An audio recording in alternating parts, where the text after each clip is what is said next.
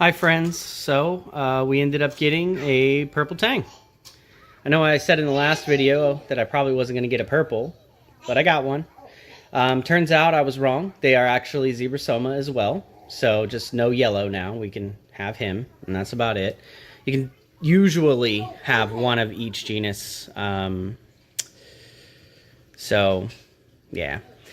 So he'll be the one. We're not going to go with yellow. He's currently in isolation just because I wanted to make sure that powder blue wasn't going to be a real a-hole to him.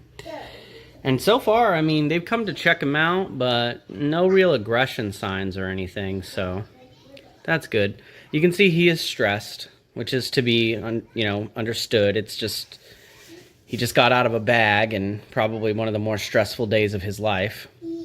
Purples are captive bred, so he should be a little more hardy than someone like the hippo tang or the dory fish. Even this bad boy here. But they're active swimmers, and they're really good for visual in the tank. And they also have their own little personalities. They're actually really highly intelligent fish for, standards of a fish. I'm trying to get him to eat some nori, but I don't really think he's going to. He seems a little bit distracted by all the stress, and I did see him eat at the fish shop, so I know he's in good health at least. No spots, coloration looks good. He's pretty active, so I think this is going to be a great benefit in addition to the tank. We're probably not going to be adding too many more fish if we do end up adding them. Hey, mac and cheese, my boys. Currently, the water flow is pretty low because we just got done feeding. I wanted to get their frenzy out of the way before introducing this bad boy. And I know he already ate today, so I don't have to worry about that. Yeah, look at him. He is not happy. But he'll calm down. But, yeah, so we may add some chromis, some, little damsels. I still haven't really made a decision on that yet. It's, I definitely do want to at least get one more pajama cardinal, just because old boy's by himself, and they tend to like shoals, so we'll get him one buddy at least. But I'm still considering potentially getting two chromis. They're blue. I might get the azul or azure damsel as well. I don't know. We'll see what happens. And then once the tank's a little older, we're thinking like 3-4 more months from now, if I have the algae growth that I'm looking for, I'll probably end up getting a starfish. Probably a blue or a red one. You can't really go with the chocolate chip stars. And then there's actually an Australian starfish that is really cool looking, and he's reef safe with caution. He may eat your corals, and that'd be a waste of $140 because he's quite expensive.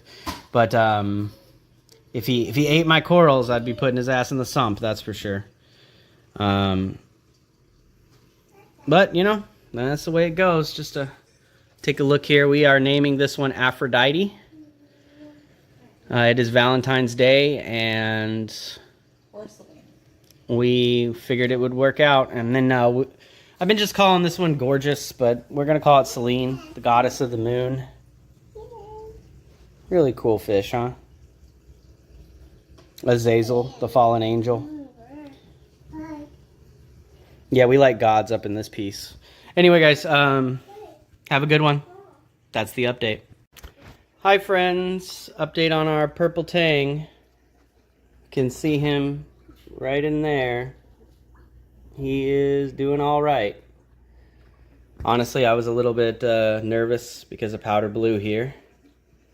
You can see that there's still a little bit of territory disputes going on, but for the most part, they're doing all right.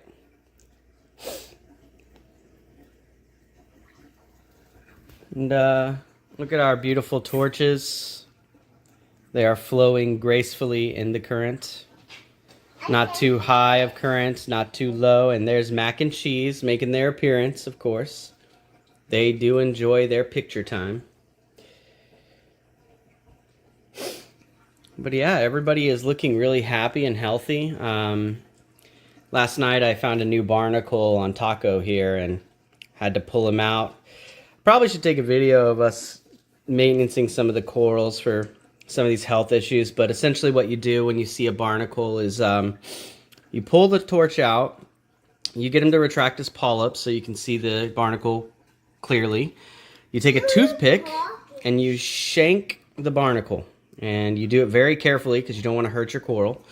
Once you've shanked the barnacle with the toothpick, you then take some super glue. And what I like to do is put the super glue at the end of the toothpick and then put the toothpick and the glue back in the barnacle to seal it up. It will starve out the barnacle because he's probably not dead from the shanking, and it will kill it. So you want to do this because barnacles will irritate the hell out of your corals. Last thing you want is a barnacle on one of the heads of your torch. Not good.